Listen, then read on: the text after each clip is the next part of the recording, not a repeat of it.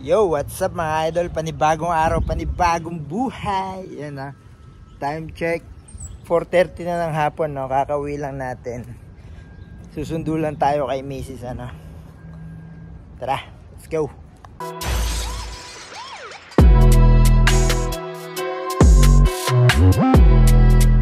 Yan mga idol, bali nasundo na nga natin si Mrs. Dadaan lang tayo saglit sa Filipino restaurant para bumili ng ulam ano. Dahil nga tinatamad na rin ako magluto. Apakabilis ng araw, no? Bare months na. Pag pumasok pa naman yung bare months, parang dire ano na, no? Parang napakabilis na. Maya maya Pasko na, di mo mamalayan na. At magdadalawang taon na rin pala ako dito sa Amerika, no? Puro trabaho. Magdadalawang taon na puro trabaho, no? Kayod ng kayod. Nung papunta pa lang ako dito nun, nasa Pilipinas pa ako nun. Bago pa lang ako pumunta dito sa Amerika, no, parang ang taas na expectation ko, no, parang sabi ko, parang ang dami kong gustong gawin, no? Parang sabi ko nun, pag nakapunta ako ng Amerika, siguro parang magiging milyonaryo ka na agad, parang diba? Kasi syempre pag sinabing Amerika, parang ang taas ng tingin natin, ano, parang napakasarap siguro sa Amerika, parang ganun.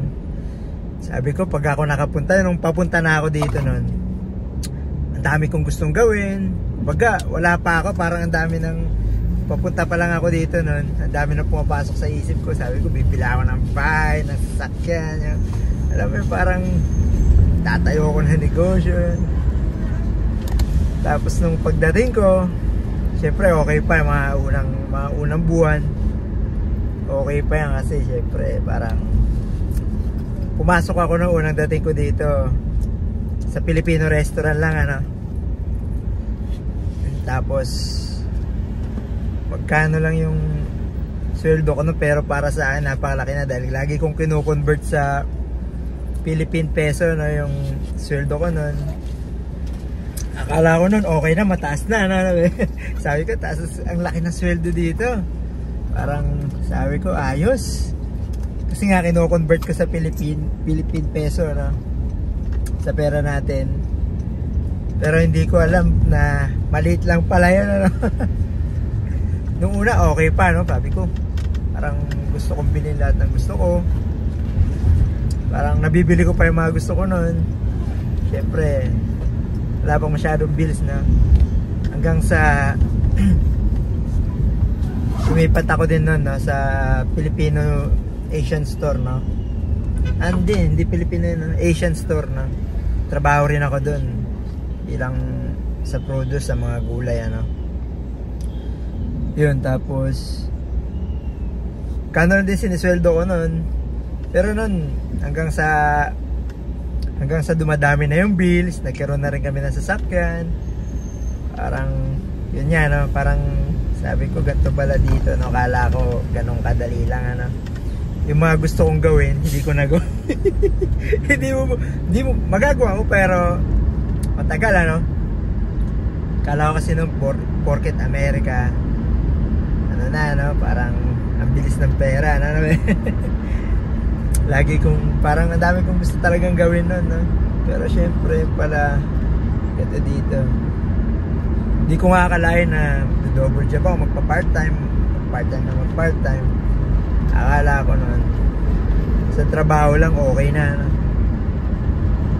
Ngayon pala minsan kulang, ano, parang kailangan mo talaga mag-part-time, kumayod para magkaroon ka ng extra lang, ano?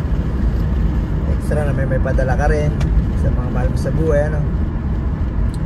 Kala ko nun Betix, relax lang ako na.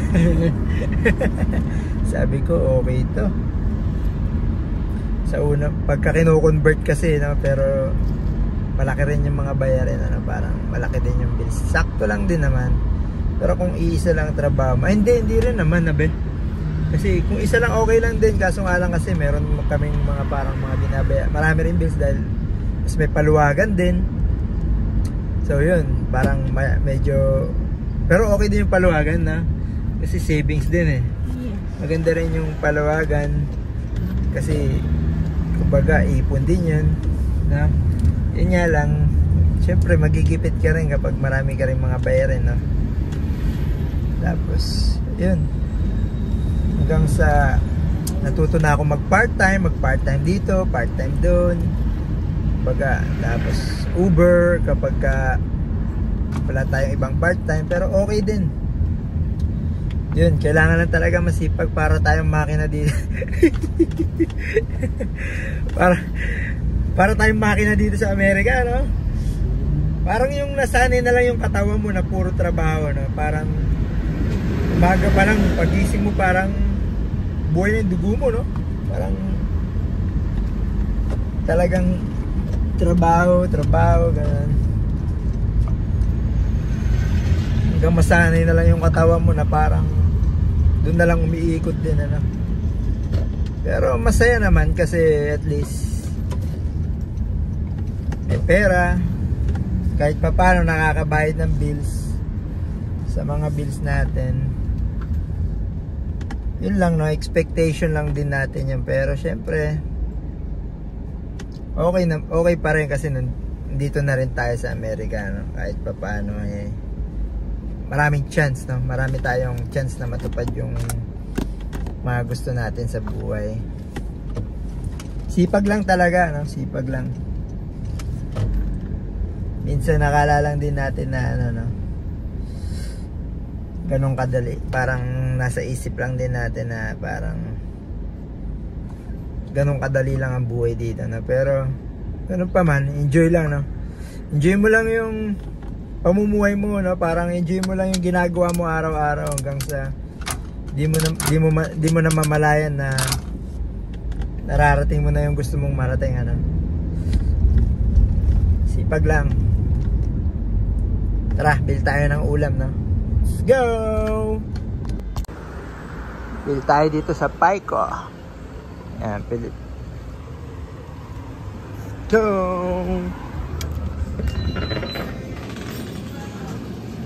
Ito na mga Pilipinong ulam. Uy, boss, kamusta? Ayun, ha? Ayun ang ano natin, ang chip cook. Wala na nga, nabangos, te? Nadaing. Ano yan, galunggong na? Ayan. Magkano dito, te, sa ano? Dalawang, ano?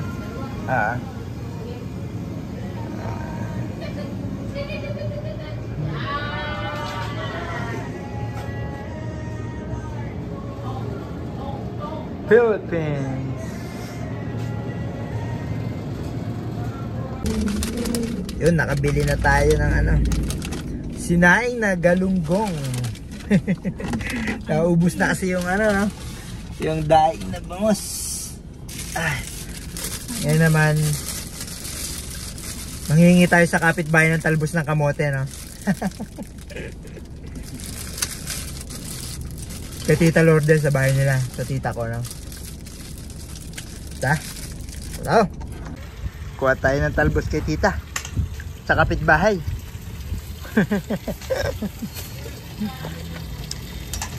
Ang dami nilang tanim, ano? May kangkong pa, no?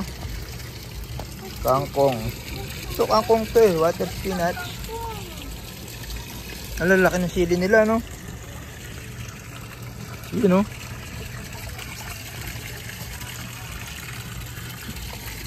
Lalaki ng sili nila, no? Palaya.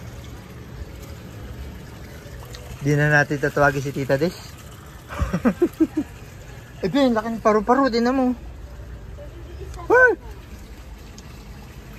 Tara, kuha tayo ng talbos ng kamote. Talbos ng kamote. Kuha tayo ng talbos ng kamote.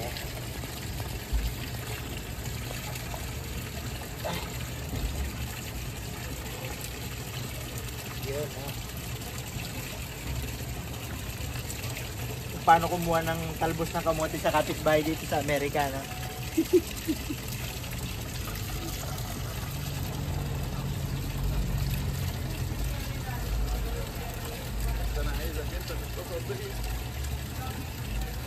Konti lang ba? Ano naman?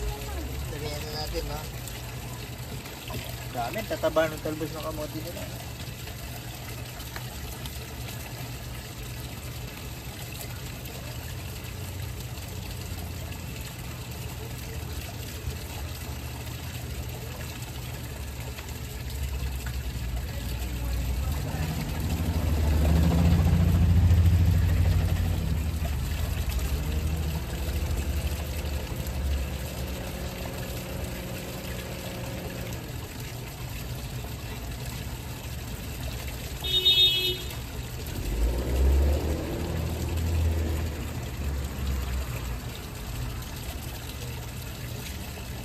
Kano na ba ito sa atin ngayon?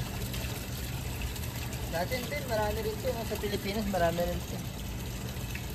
Hindi ko alam kung magkano yan.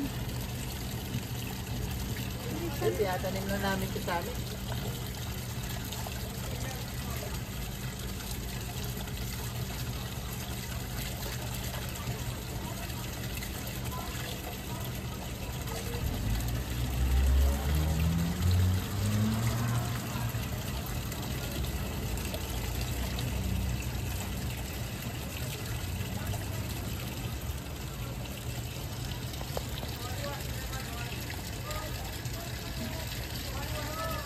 Yun, dami na.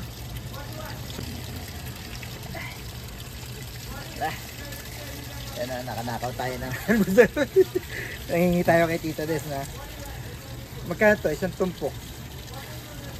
$10 siguro, mga $5 free. Tara.